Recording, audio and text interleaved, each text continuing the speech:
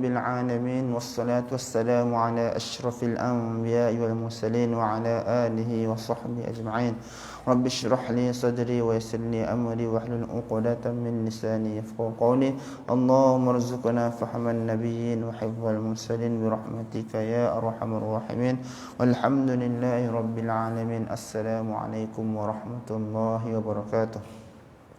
Alhamdulillah yang dimuliakan para tetamu Allah dan para pendengar sekalian, insya-Allah pada pagi yang mulia ini kita akan baca beberapa hadis yang bertajuk tentang akhlak yang mulia.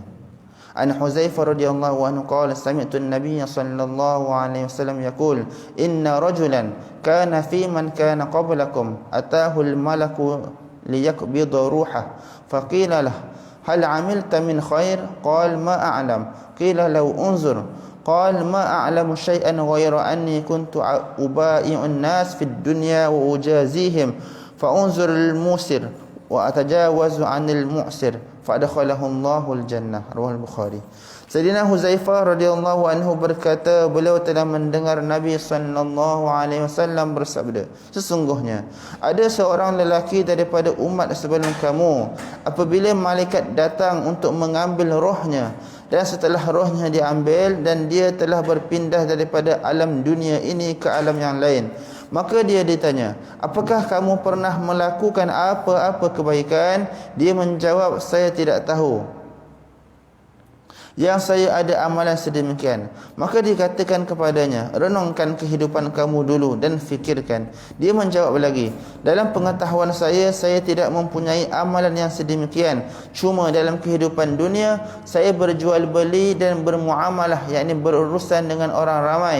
Dalam hal itu saya memberi penangguhan pembayaran kepada orang-orang yang senang, dan saya memaafkan orang-orang yang susah, yakni yang tidak mampu. Lantaran itu Allah Subhanahu wa taala memasukkannya ke dalam syurga. Hadis Sahih Bukhari. Allahu akbar. Diulangi, Sayyidina Huzaifah radhiyallahu anhu berkata, beliau telah mendengar Nabi sallallahu alaihi wasallam bersabda, sesungguhnya ada seorang lelaki daripada umat sebelum kamu, apabila malaikat datang untuk mengambil rohnya, dan setelah rohnya diambil dan dia telah berpindah daripada alam dunia ini ke alam yang lain, maka dia ditanya, apakah kamu pernah melakukan apa-apa kebaikan? Dia menjawab, saya tidak tahu yang saya ada amalan sedemikian. Maka dikatakan kepadanya, renungkan kehidupan kamu dulu dan fikirkan. Dia menjawab, dalam pengetahuan saya tidak mempunyai amalan yang demikian. Cuma dalam kehidupan dunia saya berjual beli dan bermuamalah, berurusan dengan orang ramai, dan dalam hal itu saya memberi penangguhan pembayaran kepada orang-orang yang senang, dan saya memaafkan orang-orang yang susah, yakni yang tidak mampu. Lantaran itu Allah Subhanahu wa taala memasukkannya ke dalam syurga. Hadis Sahih Bukhari. Seterusnya, An-Nabi Qatadah radhiyallahu anhu qala sami'tu Rasulullah sallallahu alaihi wasallam yaqul man sarrahu ay yunjiyahu Allah min qurabil yaumil qiyamah falyunaffis an mu'sir aw yad'an. Rawahu Muslim. Sayyidina Abu Qatadah radhiyallahu anhu berkata, saya mendengar Rasulullah sallallahu alaihi wasallam bersabda, sesiapa yang ingin supaya Allah Subhanahu wa taala menyelamatkannya daripada kesusahan-kesusahan hari kiamat, maka hendaklah dia memberi tempoh kepada orang-orang yang kesempitan, yakni yang berhutang dengannya atau hal-hal lain, ataupun memaafkannya, yakni daripada semua atau sebahagian haknya itu. Hadis Sahih Muslim. Diulangi, Sayyidina Abu Qatadah radhiyallahu anhu berkata, saya mendengar Rasulullah sallallahu alaihi wasallam bersabda, sesiapa yang ingin supaya Allah Subhanahu wa taala menyelamatkannya daripada kesusahan-kesusahan hari kiamat, maka hendaklah dia memberi tempoh kepada orang-orang yang kesempitan, yakni yang berhutang dengannya atau hal-hal lain, ataupun memaafkannya, yakni daripada semua atau sebahagian haknya itu. Hadis Sahih Muslim. Seterusnya, Anas radhiyallahu anhu qala khadamtu an-nabiy sallallahu alaihi wasallam 10 sinina bil Madinah wa ana gulamun laisa kullu amri kama yashtahi sahibi ay yakuna alaihi ma qala li fiya qattu wa ma qala li lima fa'alta hadha aw alla fa'alta hadha. Rawahu Abu Daud.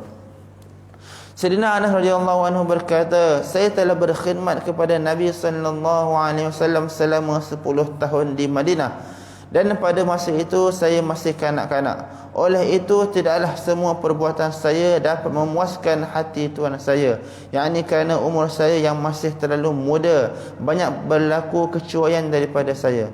Namun dalam tempoh 10 tahun itu tidak pernah baginda sallallahu alaihi wasallam mengatakan uff pun kepada saya, dan tidak pernah baginda sallallahu alaihi wasallam bertanya saya, kenapa kamu lakukan begini, atau kenapa kamu tidak melakukan begini. Hadis riwayat Abu Daud. Diulangi, Sayyidina Anas radhiyallahu anhu berkata, saya telah berkhidmat kepada Nabi sallallahu alaihi wasallam selama 10 tahun di Madinah, dan pada masa itu saya masih kanak-kanak. Oleh itu tidaklah semua perbuatan saya dapat memuaskan hati tuan saya, yakni kerana umur saya yang masih terlalu muda, banyak berlaku kecuaian daripada saya.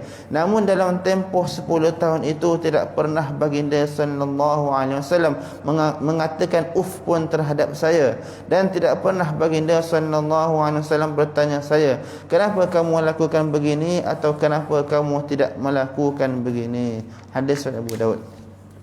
An Nabi Hurairah radhiyallahu anhu anna rajulan qala lin nabiy sallallahu alaihi wasallam awsini, qala la taghdab, faraddada miraran, qala la taghdab. Riwayat Bukhari. Sayyidina Abu Hurairah radhiyallahu anhu meriwayatkan bahawa sesungguhnya seorang lelaki berkata kepada Nabi sallallahu alaihi wasallam, nasihatkanlah saya. Baginda sallallahu alaihi wasallam bersabda, jangan marah. Lelaki itu telah ulangi permintaannya berkali-kali, dan setiap kali Rasulullah SAW tetap menjawab, jangan marah. Hadis Sahih Bukhari. Diulangi, Sayyidina Abu Hurairah radhiyallahu anhu meriwayatkan bahawa sesungguhnya seorang lelaki berkata kepada Nabi sallallahu alaihi wasallam, nasihatkanlah saya. Baginda sallallahu alaihi wasallam bersabda, jangan marah. Lelaki itu telah ulangi permintaannya berkali-kali, dan setiap kali Rasulullah SAW tetap menjawab, jangan marah. Hadis Bukhari. Hadis akhir insya-Allah. An Nabi Hurairah radhiyallahu anhu anna Rasulullah sallallahu alaihi wasallam qala, laisa asy-syadidu bis-sur'ah, innama asy-syadidu alladhi yamliku nafsahu indal ghadab. Riwayat Bukhari. Sayyidina Abu Hurairah radhiyallahu anhu meriwayatkan bahawa sesungguhnya Rasulullah sallallahu alaihi wasallam bersabda, orang yang gagah bukanlah orang yang dapat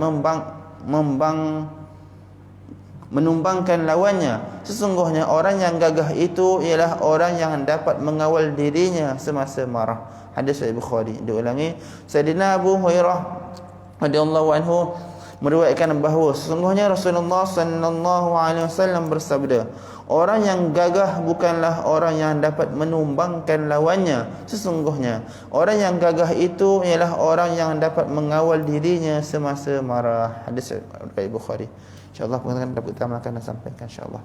Sesuatu majlis kita dengan tasbih kafarah dan salatul asr. Subhanallah.